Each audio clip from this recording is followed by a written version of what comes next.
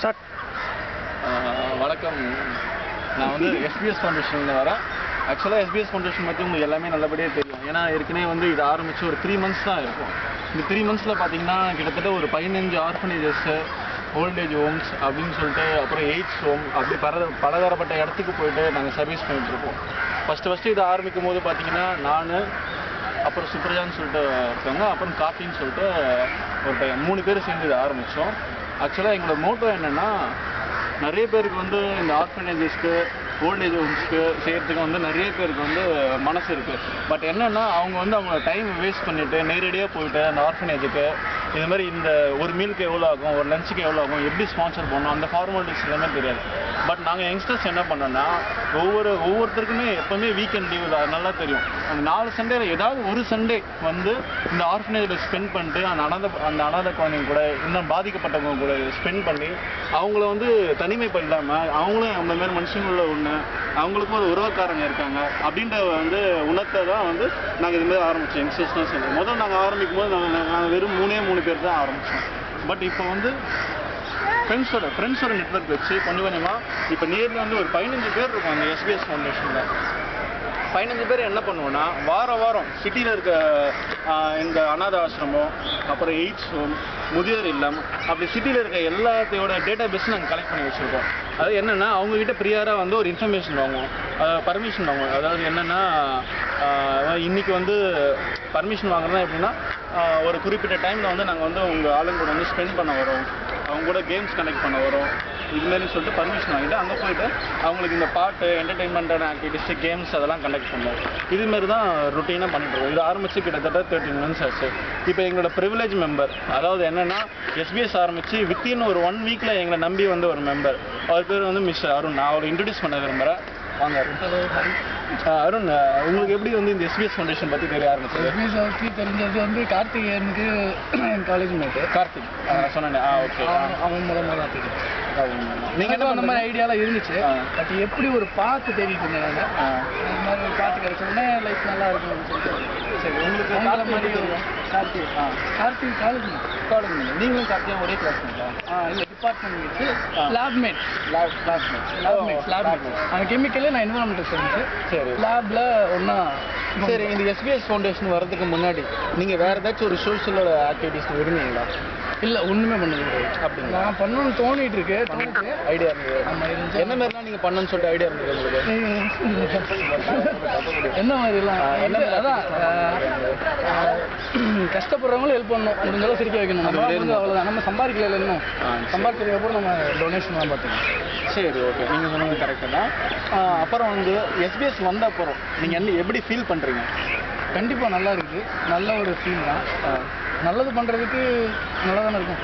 கண்டிப்பாக நல்லா தான் இருக்கும். நல்லதுக்கும் நல்லா தான் இருக்கும். இல்லை, எஸ்பிஎஸ்ல மொத்தம் எத்தனை ஆக்டிவிட்டீஸ் வரை நீங்கள் கலந்துருக்கீங்க? இது வரைக்கும் ஒரு 5-6 ஆக்டிவிட்டிஸ். 5-6 ஆக்டிவிட்டிஸ். சரி, இந்த 5-6 ஆக்டிவிட்டிஸில் உங்களுக்கு ரொம்ப பிடிச்ச ஆக்டிவிட்டினா எதுன்னு சொல்லுவீங்க? பேங்கியன் போன வீக்கு. அது கொஞ்சம் அவங்க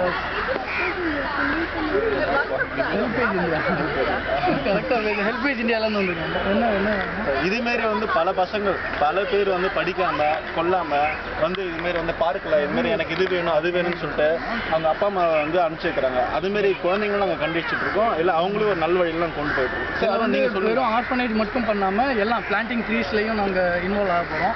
நிழல்னு ஒரு ஃபவுண்டேஷன் இருக்குது. ஓகே, நேற்று தான் நாங்கள் போனோம். சண்டே நீங்கள் நாங்கள் போனோம். அது வந்து அவங்க வந்து வாலண்டியர்ஸ் தேவை அப்படின்னு சொல்லியிருக்காங்க. நம்ம எஸ்பிஎஸ்லேருந்து நம்ம வாலண்டியர்ஸாக போயிட்டு பார்த்து, எஸ்பிஎஸ்லேருந்து வாலண்டியர்ஸை போய் அவங்க எங்கே பிளான் பண்ண சொல்கிறாங்களோ வந்து பிளான் பண்ணால் நல்லது. அதாவது யூஸ்ஃபுல்லான நம்ம இந்தியாவில் அழிஞ்சிட்டு வர்ற இனமாக இருக்கிற மரங்களை வளர்க்கணும் அப்படின்றது அவங்க ஆசை.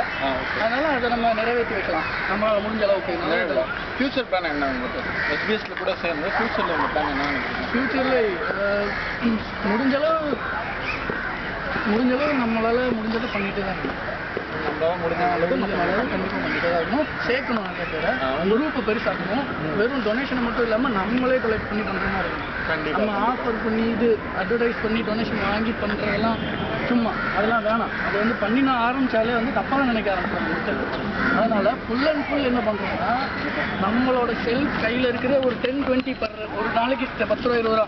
இப்போ ஒரு சம்பாதிக்காமலே நம்ம வந்து ஒரு நாளைக்கு ஒரு 10 ரூபா சேர்த்து வச்சோம்னாலே மாதம் 300 வந்துருக்கு இல்லையா? அதெல்லாம் சம்பாதிக்க ஆரம்பிச்சோன்னா ஒரு நாளைக்கு 100 சேர்த்து வைக்கலாமே. அதாவது 3000 அந்த மாதிரி பெர் ஹெட் 3000னா இப்போ நம்ம மெம்பர்ஸ் கூட்டினாங்கன்னா நல்லா இருக்கும்ல. அதனால் நல்லா பண்ணலாம். சரி, எத்தனை பேருக்கு இதுவரை எஸ்பிஎஸ் பற்றி சொல்லியிருக்கீங்க? ஆக்சுவலாக இப்போ அருண் வந்து ஒரு பிஸ்னஸ் கால் வந்ததுனால இப்போ அவர் கிளம்பி போகிறாரு. ஒன்றும் இல்லை, இவரோட ப்ரிவிலேஜ் மெம்பர், இவரோட ஐடியா கருத்துக்களை வந்து நீங்கள் பார்த்துருக்கீங்க. இதுமாதிரி எஸ்பிஎஸ்ல வந்து கிட்டத்தட்ட ஒரு 16 மெம்பர்ஸ் ஆரம்பித்த ஒரு 3 monthsல, அதாவது October 18 ஃபஸ்ட்டு சுப்ரஜா சொன்னாங்க எங்களுக்கு கொலீக், அவங்கள பர்த்டே நீங்கள் ஸ்டார்ட் பண்ணோம். இந்த எஸ்பிஎஸ் ஃபவுண்டேஷனோட ஃபர்ஸ்ட் ஆக்டிவிட்டி October 18. அந்த October 18 அப்போ தான் உதயமாச்சு எஸ்பிஎஸ் ஃபவுண்டேஷன் ஒன்று இந்த சென்னையில். அந்த எஸ்பிஎஸ் ஃபவுண்டேஷன் அப்போ ஆரம்பிச்சு ஃபேஸ்புக் மூலிமா கிட்டத்தட்ட ஒரு 253 மெம்பர்ஸ் இருக்காங்க. பட் ஆக்டிவ் மெம்பர்ஸ்னு பார்த்தீங்கன்னா ஒரு 20 மெம்பர்ஸ் இருக்காங்க. எல்லாமே யங்ஸ்டர்ஸ். ஒவ்வொருத்தரும் வந்து கிட்டத்தட்ட நியர்லி 80% ஒர்க்கிங் ப்ரொஃபஷனல்ஸ். மீதி இருக்க 20% பார்த்தீங்கன்னா எல்லாம் அண்ணா யூனிவர்சிட்டி ஸ்டூடெண்ட்ஸ், ஐடி, பிபிஓ அதுமாரி ஸ்டூடெண்ட்ஸ், அதுமாரி ஒர்க்கிங் ப்ரொஃபஷனல்ஸ். அவங்களாம் எப்படி நான் வாரத்தில் ஏதாவது ஒரு நாள், இப்போ வந்து 20 மெம்பர்ஸ் இருக்குன்னு பார்த்தீங்கன்னா ஒரு மாதத்தில் 4 சண்டே வந்து ஃப்ரீயாக இருக்குன்னு பார்த்தீங்கன்னா அந்த 4 சண்டேல ஏதாவது ஒரு சண்டே வந்து இதுமாரி பசங்களுக்காக அவங்க டெடிகேட் பண்ணி அவங்க லைஃப் டைம் வந்து என்ன சொல்லுங்கள், லைஃப் டைமில் ஒரு நல்ல காரியம் பண்ணுறது அவங்க அதில் ஒரு மனசு திருப்தி அடைஞ்சிக்கிறாங்க. இப்போதைக்கு இந்த ஆரம்பித்த வித்தின் 3 monthsல எஸ்பிஎஸ் ஃபவுண்டேஷன் இந்த அளவுக்கு வளர்ந்துருக்குன்னா அது வந்து இந்த யங்ஸ்டர்ஸோட ஆக்டிவ் பார்ட்டிசிபேஷனும், அது மட்டும் இல்லாமல் இந்த மக்களோட மனசில் ஊறி இருக்க கொஞ்சம் கருணையால் தான் நடந்துகிட்ருக்கு. இன்னும் ஃப்யூச்சரில் நாங்கள் நிறையா செய்ய விரும்புகிறோம். இன்னும் பல படிக்கட்டுக்கெல்லாம் தாண்டி வந்து பெரிய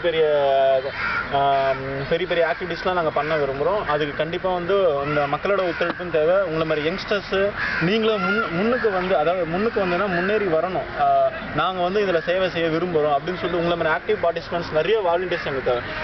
அதுமாரி நீங்கள் எல்லாருமே வந்தீங்கன்னா இன்னும் எஸ்பிஎஸ் ஃபவுண்டேஷன் ஒரு நல்ல நிலைமைக்கு போகும். அது மட்டும் இல்லாமல் காசுக்காக மட்டும் இல்லாமல் காசுக்காக, உடைக்காக இதுமாரி பல விதத்தில் வந்து ஒவ்வொருத்தங்க பாதிக்கப்பட்டிருக்காங்க.